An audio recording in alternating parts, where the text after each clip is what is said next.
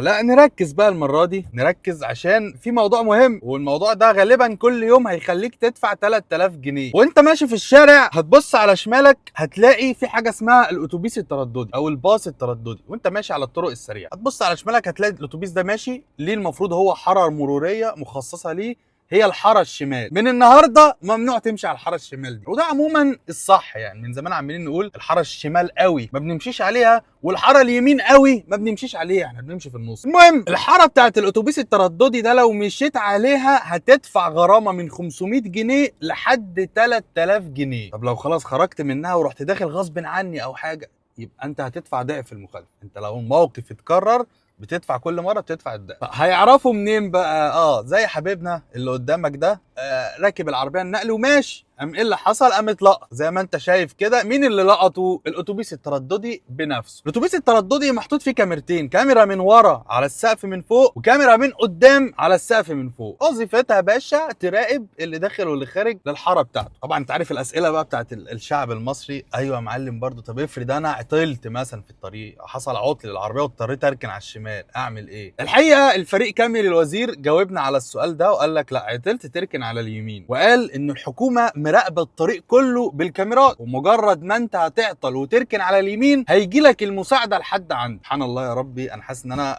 يعني دي مش مصر كده، دي كده الامارات او دبي. يعني انا عطلت ماشي، ركنت على اليمين ماشي، لكن حد يجي لي يساعدني وانا من غير ما اطلبه؟ يعني يا رب نشوف الكلام ده. طيب السؤال الثاني، انا اعرف منين ان الطريق اللي انا ماشي عليه ده فيه اتوبيس ترددي؟ ما مش كل الطرق عليها. والله يا سيدي مفيش اجابه موضحه للموضوع ده يعني، بس هو اغلب الاتوبيس الترددي هتلاقيه على الدائري، كل الدائري لافف في الدائري كله، وبيقول لك ان في اتوبيس بيطلع كل 10 دقائق، يعني خلي بالك من المخالفات. وبيقول لك ان غالبا هيتلغي الميكروباصات اللي هي الصغيره دي، خلاص هتتلغي، والدائري هو اللي ايه، هيبقى كله تردد. فانت من النهارده اي طريق مفتوح تمشي فيه ما تخشش الشمال. يعني الطريق برضو الدائري عندك ما تمشيش شمال خالص، ابعد عن الشمال خالص. طيب الاتوبيس الترددي مفيد في نقل الركاب، هينقل الركاب وهيمشي في حاره مروريه، مش هيحصل له اي حوادث، مش هيحصل له اي حالات اختناق مروري، زحمه، الكلام ده كله، لان احنا المفروض مفضيين له الطريق يمشي فيه. فخلي بالك عشان المخالفه بتاعه الاتوبيس الترددي لو دخلت في الحاره بتاعته